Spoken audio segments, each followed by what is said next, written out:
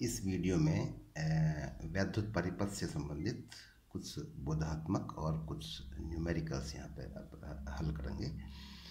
सबसे पहले बात करते हैं विभवमापी की सुग्राह्यता की। तो विभवमापी के द्वारा किसी विभवांतर को पढ़ने के लिए हम इस सूत्र का उपयोग करते हैं V बराबर KL। और प्रैक्टिकली क्या करते हैं वो सेंस भी हमें होना चाहिए। क्या होता है, एक तार है, तार में हमको शून्य विक्षेप स्थिति ढूंढनी होती है और उस तार की लंबाई नापने के लिए साथ में एक स्केल लगा होता है। तो उस स्केल में हमें पढ़ना होता है। तो जब हम ये क्रिया करते हैं तो इस दौरान कुछ न कुछ मानव स्वभाव के हिसाब से प्रैक्टिकल और थ्योरी का जो डिफरेंस है, कुछ न कुछ त्रुटि जरूर होती है। तो कम से कम त्रुटि हो और जो मान विभवमापी के द्वारा पढ़ा जा रहा है वो अधिकतम शुद्ध हो, ऐसा प्रयास होता है। तो जितना शुद्धता के साथ हम रीडिंग लेंगे, विभवमापी की सुग्राह्यता उतनी अच्छी कही जाएगी।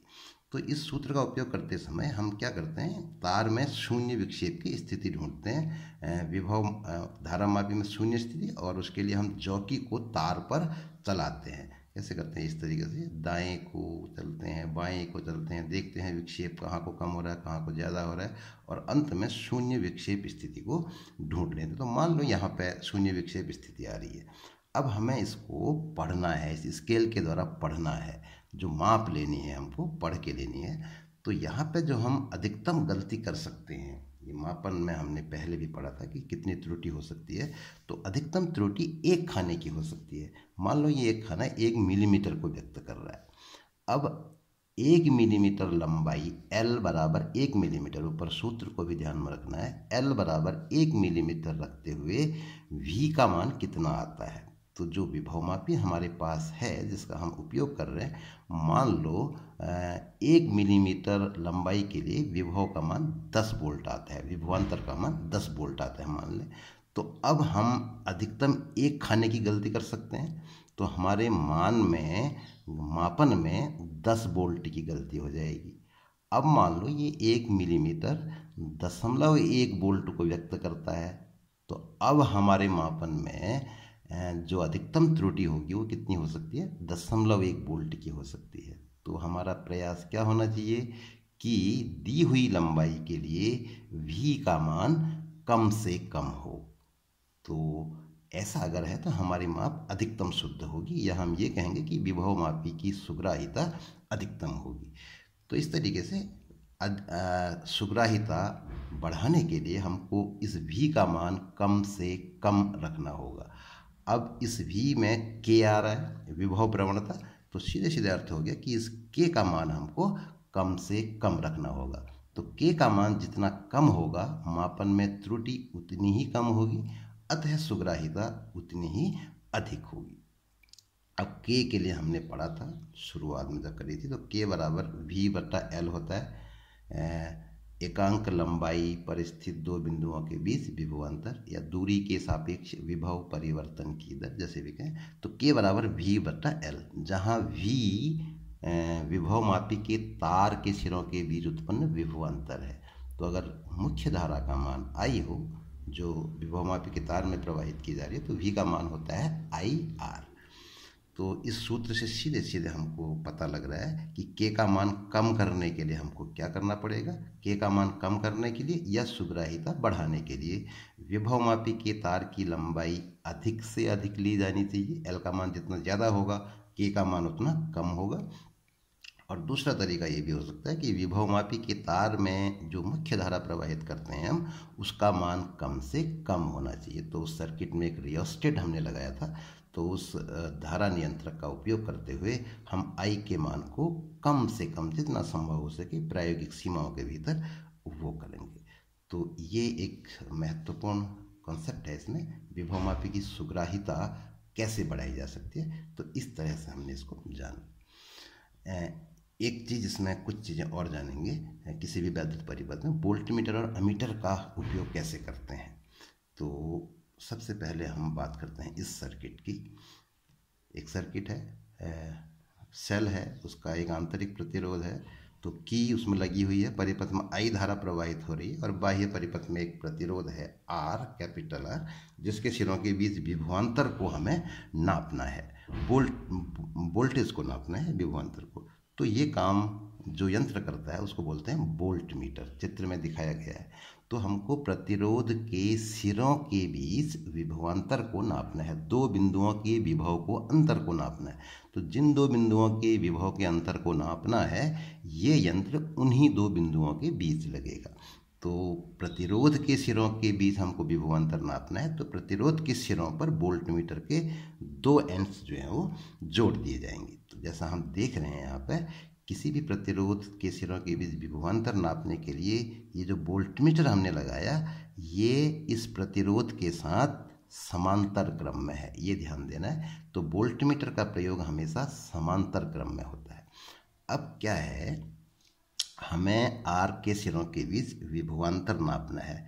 तो ओम का नियम हमने पढ़ रखा है, V बराबर होगा आई आर, इस प्रतिरोध में प्रवाहित धारा और आर का गुणनफल।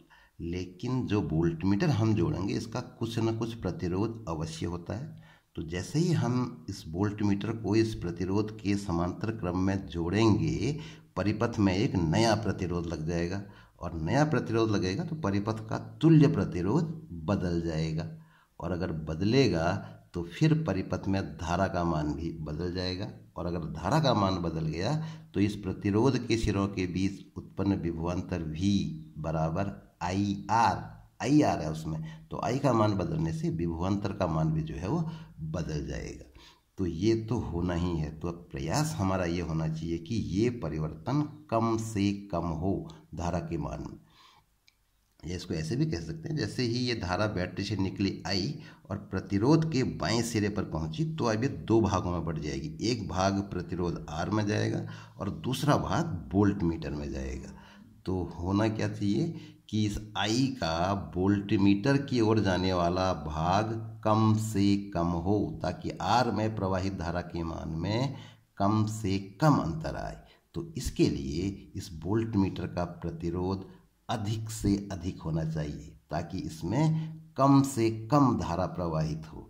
तो इस तरीके से एक मोटा आइडिया हम ले सकते हैं कि वोल्ट मीटर जो कि समांतर क्रम में जोड़ा जा रहा है, इसका प्रतिरोध अधिक से अधिक, जितना संभव हो अधिक से अधिक लिया जाना चाहिए। तो ये एक कंसेप्ट हमारे दिमाग में होना चाहिए कि विभवांतर नापने के लिए वोल्ट मीटर का उपयोग करते हैं और वोल्ट मीटर का प्रतिरोध अधिक से अधिक लेना चाहिए। अब जाते हैं दूसरी वाले परिपथ में आए, जिसमें अमीटर लगाया गया है, धारा का मान नापना है हमको, तो इस यंत्र को अमीटर कहा जाता है। तो क्योंकि परिपथ में प्रवाहित धारा के मान को नाप रहे हैं, तो वो धारा इस यंत्र से गुजरनी चाहिए, तभी ये उसको माप पाएगा। तो इसके लिए अब क्या करना पड़ेगा हमको, इस अमीटर को परिपथ में श्रेणी क्रम में जोड़ना पड़ेगा, ताकि वो समस्त धारा जिसका हमें मापन करना है वो इससे गुजर सके, इस यंत्र से। तो श्रेणी क्रम में लगाया जाएगा। अब यहाँ पर भी बिल्कुल वही चीज़ आएगी, कुछ न कुछ प्रतिरोध अवश्य होगा, और जैसे ही हम इसको श्रेणी क्रम में डालेंगे, परिपथ का तुल्य प्रतिरोध बदलेगा, जिससे परिपथ में धारा का मान बदल जाएगा। तो जैसा हम देख रहे हैं यहाँ पे, सीरीज में लगाने से प्रतिरोध तुल्य प्रतिरोध बढ़ जाएगा, धारा में परिपथ में धारा का मान जो है वो कम हो जाएगा। तो इस तरीके से जो मापन होगा वो वास्तविक धारा का नहीं होगा। तो ये अब लाजमी है, ऐसा तो करना ही पड़ेगा हमको। प्रतिरोध कुछ न कुछ होता है, इसको शून्य नहीं कर सकते हैं। तो क्या प्रयास होना चाहिए कि अमीटर का प्रतिरोध कम से कम हो, ताकि जो परिपथ का तुल्य प्रतिरोध है वो ना बदले। तो ये एक कंसेप्ट है कि अमीटर क्योंकि श्रेणी क्रम में जोड़ा जा रहा है, इसलिए इसका प्रतिरोध कम से कम जितना संभव हो सके, लेकिन शून्य नहीं कर सकते, प्रैक्टिकल फैक्ट है। तो जितना कम हो उतना हमको करना चाहिए। एक और परिपथ हम यहाँ पर दिखा रहे हैं, विभव मापी के संबंध में था। इसमें क्या है कि कोई एक बैटरी का अगर हम विद्युत वाहक बल नापना चाहें, ई के मान का अगर मापन करना चाहें, तो जैसा हमने सूत्र में पढ़ा था कि अगर सेल से कोई धारा न ली जा रही हो तो ऐसी स्थिति में जो विभवांतर होता है वो विद्युत वाहक बल के बराबर होता है। अब एक सेल हमारे पास है, उसका हम विद्युत वाहक बल नापना चाह रहे हैं, उसके प्लेटों के बीच विभवांतर नापना चाह रहे हैं। लेकिन ऐसा करने के लिए जैसे ही हम वोल्टमीटर को इस प्लेट के टर्मिनल्स से जोड़ेंगे तो एक बंद परिपथ प्राप्त हो जाएगा और परिपथ में एक धारा बहने लगेगी, और धारा बहने लगेगी तो जो कंडीशन है कि विभवांतर का मान विद्युत वाहक बल के बराबर तब होता है जब सेल से कोई धारा न ली जा रही हो, लेकिन जैसे ही हम वोल्टमीटर को जोड़ेंगे धारा प्रवाहित होने लगेगी। तो इस प्रकार ये जो विभवांतर अब नापा जाएगा वोल्टमीटर के द्वारा वो विद्युत वाहक बल के बराबर नहीं होगा। V is not equal to E। तो इसीलिए पोटेंशियल मीटर जो है, पोटेंशियोमीटर विभवमापी, इसका उपयोग हमने समझा था, वो उस समय विभवांतर को नापता है जब सेल से कोई धारा न ली जा रही हो, तो वास्तव में वो विद्युत वाहक बल का मापन कर लेता है। तो इस तरीके से विभवमापी को हम एक आदर्श वोल्टमीटर कह सकते हैं, यानी कि वो ऐसी स्थिति में विभवांतर को नाप रहा है जब सेल से कोई धारा नहीं ली जा रही है। तो ये उसका महत्व है विभवमापी का, जो उपयोग हमने पढ़ा था। अब इसके कुछ सिंपल से न्यूमेरिकल अंकित प्रश्न लेते हैं। एक परिपथ यहाँ पर भी दिखाया जाएगा, उसमें जो है एक धारा I3 है, उसका मान हमको ज्ञात करना है। तो इसमें क्या है, 3 धाराएं आ रही हैं, ये मिली, आगे को बढ़ी, आगे को फिर ये 2 भागों में बढ़ गई। अब इसमें से एक भाग जो नीचे वाला है, इसे ये जो है आगे बढ़कर फिर 2 भागों में बढ़ गया। इस तरह से एक सर्किट है। तो ये धाराओं के मान दे रखे हैं 2 एम्पियर, 3 एम्पियर, 4 एम्पियर, और यहाँ पे एक जंक्शन ए इसको कह देते हैं। इस जंक्शन पे मिले, आगे को बढ़े, मान लो अब धारा का मान जो है वो I1 हो जाता है। आगे चलकर फिर एक जंक्शन पड़ रहा है बी, एक संधि, यहाँ पर फिर 2 भागों में बढ़ गई। इनके मान भी दे रहे हैं, एक 1 एम्पियर है और दूसरा I2 है। ये I2 आगे जाके फिर बढ़ रही है, इसको संधि सी कह देते हैं। और यहाँ पर फिर ये एक धारा 7 एम्पियर है और दूसरी I3 है। तो इस I3 का मान हमको ज्ञात करना है। तो संधि पर धारा मिल रही हैं और बढ़ रही हैं, तो जाहिर है कि ये किरचॉफ के पहले नियम पर आधारित सवाल है।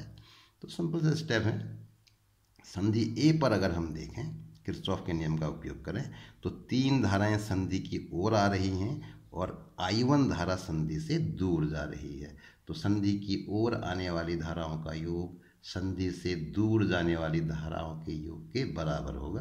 तो 2 धन 3 धन 4 बराबर I1। तो I1 का मान हमको प्राप्त हो जाएगा, 4, 3 और 2 को जोड़ देंगे तो 9 एम्पियर। I1 का मान हो गया 9 एम्पियर। फिर संधि बी पर अगर हम देखें, I1 धारा संधि की ओर आ रही है और 1 एम्पियर और I2 धाराएं संधि से दूर जा रही हैं। तो किरचॉफ के नियम का उपयोग करें तो क्या मिलेगा हमको, I1 बराबर 1 धन I2, संधि से जाने वाली धाराएं और संधि की ओर आने वाली धाराएं।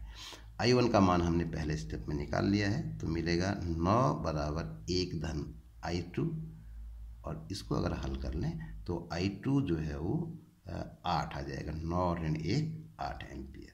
तीसरे स्टेप में अब बिंदु सी पर अगर हम देखें, संधि सी पर, तो I2 संधि की ओर आने वाली धारा है और 7 एम्पियर और I3 संधि से दूर जाने वाली धाराएं हैं। तो क्या होना चाहिए, I2 बराबर 7 प्लस I3।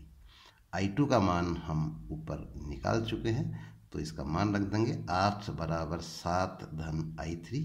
इस तरीके से I3 का मान हमको प्राप्त हो जाएगा 8 ऋण 7 बराबर 1 एम्पियर। तो इस तरीके से I3 का मान जो पूछा गया सवाल में, उसका मान 1 एम्पियर हो। एक और सवाल लेते हैं। संलग्न चित्र में बंद परिपथ का एक भाग दर्शाया गया है तथा P और Q बिंदुओं के विभवांतर हमको ज्ञात करना है। तो एक बंद परिपथ है, उसका केवल एक पोर्शन दिखाया गया है, बाकी पोर्शन नहीं दिखाया गया है। जैसे ये दिखा रखा है, ये एक पोर्शन है, इसमें और भी परिपथ है, उसको नहीं दिखाया गया है। तो 2 बिंदु इसमें दिए गए हैं P और Q। इन 2 बिंदुओं के बीच विभवांतर हमको ज्ञात करना है। कुछ चीज़ें इसमें दे रखी हैं। जो धारा है इसका मान 2 एम्पियर है, और ये जो दो प्रतिरोध हैं इसमें से एक का मान 2 ओम है, दूसरे का मान 1 ओम है, और इस सेल का विद्युत वाहक बल 3 वोल्ट है। तो ये सवाल हमको करना है। तो सिंपल इसको अगर हम किरचॉफ के नियम का उपयोग करते हुए करें तो बहुत आसानी से सवाल हो जाएगा। P और Q के बीच में विभवांतर हमको पता करना है। तो विभवांतर क्या होता है, जैसा हमने सेल की परिभाषा में पढ़ा था, सेल एक ऐसी युक्ति होती है जो परिपथ के किन्हीं दो बिंदुओं के बीच में विभवांतर को बनाए रखती है। तो P और Q के बीच में विभवांतर हमको ज्ञात करना है। इस कंसेप्ट को हम मोटे तौर पर कह सकते हैं जैसे कि P और Q के बीच में एक सेल लगा दी गई है। अब इसमें देखें, हम धारा की दिशा अगर देखें तो उस हिसाब से सेल ऐसे होगी। ये इस तरीके से अगर हम एक सेल जोड़ दें, जो परिपथ का जो बाकी भाग है जो इसमें नहीं दिखाया गया है, उसको हम इस सेल के द्वारा निरूपित कर सकते हैं। क्योंकि P और Q के बीच में विभवांतर क्या है, इससे हमें मतलब है। बाकी उस परिपथ में क्या है उससे हमें यहाँ पर कुछ लेना देना नहीं है। तो P और Q के बीच में जैसे कि एक बैटरी लगी हुई है, उसका हमको विद्युत वाहक बल पता करना है। इस सवाल को हम ऐसे भी कह सकते हैं।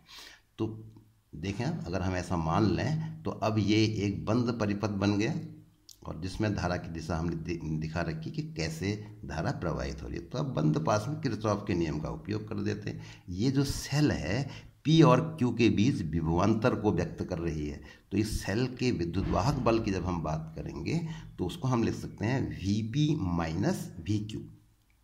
P और Q के बीच विभवांतर को व्यक्त कर रहा है। तो जो किरचॉफ का नियम है क्या था, कोई भी धारा और संगत प्रतिरोधों के गुणनफलों का बीजगणितीय योग उस पास में लगे हुए विद्युत वाहक बलों के बीजगणितीय योग के बराबर होता है। तो वो बीजगणितीय शब्द भी हमको पता है। धारा की दिशा में चल रहे हैं तो I और R का गुणनफल धनात्मक, और अगर धारा की विपरीत दिशा में चल रहे हैं तो फिर ऋणात्मक हो जाएगा। ऐसे ही विद्युत वाहक बल ऋण से धन की ओर को चल रहे हैं तो धनात्मक, और धन से ऋण की ओर को चल रहे हैं तो ऋणात्मक। अब इस परिपथ का अगर हम विश्लेषण करें तो 2 ओम में 2 एम्पियर की धारा धनात्मक होगी, 1 ओम 2 एम्पियर धारा धनात्मक होगा, क्योंकि धारा की ही दिशा में चल रहे हैं। मान लो हम धारा की दिशा में इस बंद पास में चल रहे हैं, तो अब 3 वोल्ट की बैटरी में जब जाएंगे तो धन से ऋण की ओर को जाएंगे, ऋणात्मक होगा। और ये जो हमने बैटरी एज्यूम की है P और Q के बीच विभवांतर को जो व्यक्त कर रही है, उसमें ऋण से धन की ओर को जाएंगे तो वो धनात्मक होगा। तो इस तरीके से किरचॉफ के नियम का उपयोग करें तो ये समीकरण हमको प्राप्त होगी। 2 ओम 2 एम्पियर की धारा, गुणनफल 2 गुणा 2 धन, 1 ओम में 2 एम्पियर की धारा, गुणनफल 2 1, दोनों धनात्मक हैं, बराबर। अभी P और Q के बीच में जो एज्यूम किया हमने बैटरी, वो धनात्मक है और P और Q के बीच विभवांतर को व्यक्त कर रही है। तो हमने विद्युत वाहक बल की जगह पर लिख दिया Vp माइनस VQ। और जो 3 वोल्ट की बैटरी है वो ऋणात्मक, धन से ऋण की ओर को जाए। तो ये इक्वेशन हमको प्राप्त होती है। तो इसको सिंपल हल करके हम बता सकते हैं Vp माइनस VQ का मान क्या हो जाएगा, 4 धन 3, और ये ऋण 3 दूसरी हो जाएगा, धन 3 हो जाएगा। तो 4 2 6 और 3 जोड़ेंगे तो 9 वोल्ट। इस तरीके से P और Q के बीच में जो विभवांतर होगा वो 9 वोल्ट का होगा। तो यही हमारा आंसर होगा। एक सिंपल सा सवाल और देखते हैं। खुले परिपथ में एक सेल की प्लेटों के बीच विभवांतर 1.9 वोल्ट है। इस सेल को 3 ओम के प्रतिरोध से जोड़ने पर प्लेटों के बीच विभवांतर 1.5 वोल्ट हो जाता है। सेल का आंतरिक प्रतिरोध व 3 ओम के प्रतिरोध में प्रवाहित धारा ज्ञात कीजिए। तो इसका सिंपल सा सर्किट पहले हमें पता होना चाहिए कि दिमाग में अगर देखें हम तो वास्तव में क्या होगा, एक सेल है, इसका आंतरिक प्रतिरोध है, और एक की सर्किट में लगा देंगे, और एक प्रतिरोध में इससे धारा प्रवाहित की जा रही है। ये सब चीज़ें हैं। 1.9 वोल्ट विद्युत वाहक बल का मान होगा, अभी बताते हैं कैसे होगा। सेल को 3 ओम से जोड़ा जा रहा है तो ये बाह्य परिपथ 3 ओम हो गया, और विभवांतर उस स्थिति में 1.5 वोल्ट हो जाता है। तो इसमें हमने सूत्र पढ़ा था, ये परिपथ है। मान लो सेल का विद्युत वाहक बल E, आंतरिक प्रतिरोध R, और जो बाह्य प्रतिरोध R 3 ओम इसमें दे रखा है, और परिपथ में प्रवाहित धारा मान लो I है। तो इसके लिए हमने समीकरण पढ़ी थी V = E माइनस IR। तो खुले परिपथ का अर्थ हो गया, अगर ये की को हम निकाल दें तो परिपथ खुला परिपथ कहलाता है। तो ऐसी स्थिति में परिपथ में धारा का मान क्या हो जाएगा, शून्य होगा। और V बराबर E माइनस आई आर का उपयोग करें तो V बराबर E। इस स्थिति में जो विभवांतर होगा वो E का मान होगा। तो खुले परिपथ में विभवांतर जो है वो विद्युत वाहक बल को व्यक्त करता है। तो ये एक सवाल से कंसेप्ट को हमें ध्यान में रखना है। तो इस तरीके से हमें एक चीज़ पता लगी कि सेल का विद्युत वाहक बल जो है वो 1.9 वोल्ट है। अब इस सेल को 3 ओम के प्रतिरोध से जोड़ दिया जा रहा है। इसका मतलब R बराबर 3 ओम हो गया, और विभवांतर जो उत्पन्न होता है वो 1.5 वोल्ट होता है। तो V बराबर 1.5 वोल्ट। स्मॉल r का मान कितना होगा, आंतरिक प्रतिरोध। तो समीकरण हमने पढ़ी थी, सूत्र पढ़ा था, R is equal to capital R E बट्टा V माइनस 1। तो ये सारे मान इसमें दिए हुए हैं, इन मानों को इसमें रखना है। R की जगह 3, E की जगह 1.9, V की जगह 1.5, हल कर लिया तो 0.5 ओम हमको प्राप्त, 0.8 ओम प्राप्त होगा।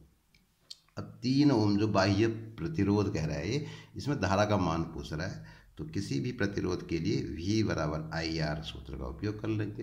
तो 3 ओम प्रतिरोध के लिए V बराबर है 1.5 वोल्ट, R है 3 ओम, तो I बराबर कितना, तो ओम के नियम का उपयोग करते हुए I बराबर हो जाएगा V बटा R। तो V और R के मान हमको पता है, 1.5 बटा 3, तो 0.5 एम्पियर प्राप्त हो जाएगा। तो यही हमारा यहाँ पे आंसर होगा। तो इस वीडियो में इतना।